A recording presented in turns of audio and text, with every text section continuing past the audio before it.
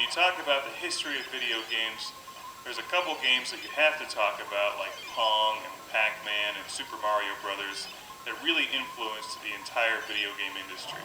And Xevious is one of those titles. Xevious influenced the vertical shooting game genre more than any other game, and is, in my opinion, one of the best video games ever made. And incredibly challenging, frustrating, and enjoyable all at the same time. This game was released in 1982 and has fortunately seen a comeback on Xbox Live. And I think Xbox Live is tremendous, and the Xbox Live Arcade, bringing back the old school games from the 80s and platformers from the 90s. And I can't say enough good things about Xbox Live. Not only does it bring back these great old school games, but it brings them back in high definition. You can play them through your HDMI cable into an HD TV. It's just tremendous. Xevious is presented in its original native aspect ratio as you would have played it in the arcade, which is like a television laid on its side. It probably looks very familiar to those of you who have played games like Raiden, and there's so many games in this genre now. As a general rule, I think they're more popular in Japan than they are over here in the States. And I think that's unfortunate, because I personally like this genre a great deal. It's challenging, it's fun.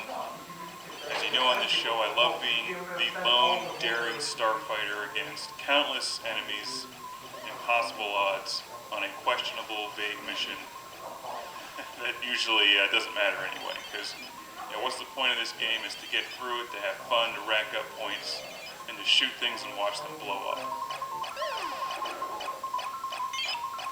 Xevious came out in the arcade in 1982 and has since been seen on game systems like the Atari 7800 and the NES. And in fact, the original Classic Game Room series, we reviewed the Atari 7800 version and a version for the PlayStation, which they remade.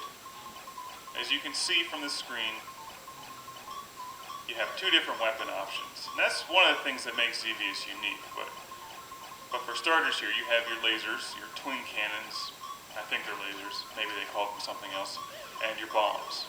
So you have to shoot your enemies in the air, and also bomb the enemies on the ground. And they're all shooting at you from different directions, and it's very challenging. What makes this game decidedly different from Raiden 3, for instance, which is one I recently reviewed, is that you can't power up your weapons to have this arsenal that fills the entire screen with your weaponry. You're basically limited to the two weapons that you start with.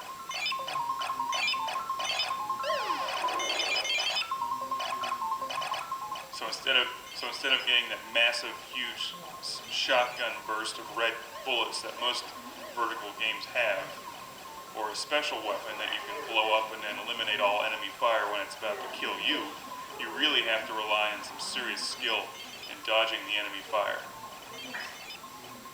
Now, I generally forget the story of Xevious. You can find it online, I'm sure. But you do encounter a couple bosses as you continue on in the game. And wave after wave of enemy. The variety of enemies changes on you. And my favorite part of this game, something I've loved since I was a kid and played this on my Atari 7800, is those spinning metal plates that come at you. And at the time, those were just amazing. That kind of graphics in a video game was just unbelievable. Xevious was way ahead of its time. And you can see why it influenced this genre so much. And just these simple things like the little tank boats in the water. You can't just bomb them. You have to actually lead them with your bomb and hope that they run into it. So it requires a lot of skill to hit all the enemies in this and rack up serious points. And with Xbox Live, of course, they give you the added incentive of going for gamer points, which are addictive and a lot of fun to collect for no apparent reason. The other great thing about Xbox Live, of course, is you can see how your score ranks up against everybody else and friends of yours. What's really incredible about Xevious is that this game came out in '82, and it really doesn't look any different than newer games today. Maybe it's slightly different, but I mean, there's only so much you can really do with a two-dimensional vertical scrolling game before it starts getting ridiculous. And I'm not a big fan of adding in all those three-dimensional polygons and crap floating all over the screen. I think keeping it simple like this is the way to go. And that's why I like Xevious so much in games like Raiden 3. Now, I'm generally not a huge fan of using the Xbox 360 controller on this game. It's definitely challenging.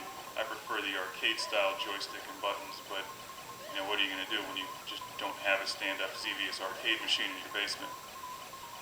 Xbox Live is about the best thing you can have. So it does require some skill to hammer away at the button, and also remember to bomb your enemies at a precise time. This is not a game where you can just hold down the fire button. It does give you an option to do a manual shot where you just fire at the rate that I'm firing at now, and also I use my other trigger to hold down the auto fire. So if a wave of enemies comes at me, I hold down that trigger and it lets off a machine gun burst of shots. But you cannot just hold down a consistent auto fire for the entire game. And for whatever reason, the music, although it just repeats itself over and over again, it never gets old. And maybe that's just because Xevious is that awesome. Here are the metal plates. Just look at those. 20 years ago, that was incredible. They're tough too. You have to dodge those things. You can't blow them up, so you have to dodge them. And then the enemy fire is coming at you, and then you get caught in between the enemy fire and the spinning metal plates, and it kills you. I love to see the resurgence in arcade titles on Xbox Live. And they don't cost much on Xbox Live. A game like this is only about $5, and it really has infinite replay value. Even if you went out to find this for your Atari 7800 or NES, it would still cost you at least $5 or $6 when you add in the shipping cost. Because you probably end up finding it on eBay, for instance. But with the Xbox Live, you just download it and it's no problem. Now, I'm by no means the greatest Xevious player in the world.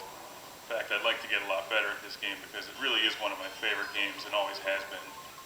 Just need to find the time to sit down and get back into it. One of my favorite game systems is the Atari 7800, and that's one that I grew up with and had when I was a kid. And Xevious was up there with Robotron 2084 as my favorite game on the Atari 7800. I played it for hours and hours and hours and hours. And I'm glad to see that there's still a lot of interest in Xevious today. If you like this genre, you've never played Xevious before, you owe it to yourself to pick this game up on Xbox Live or the 7800 or the NES, and you've got to play Xevious.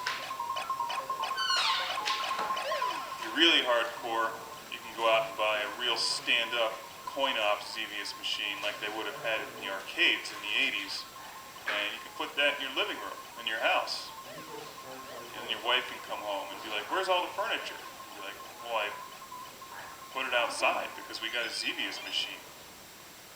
And she may start to get red and get mad at you. Why do you need furniture when you have a Xevious machine? The whole point is to stand there and play Xevious. I mean, it's only common sense.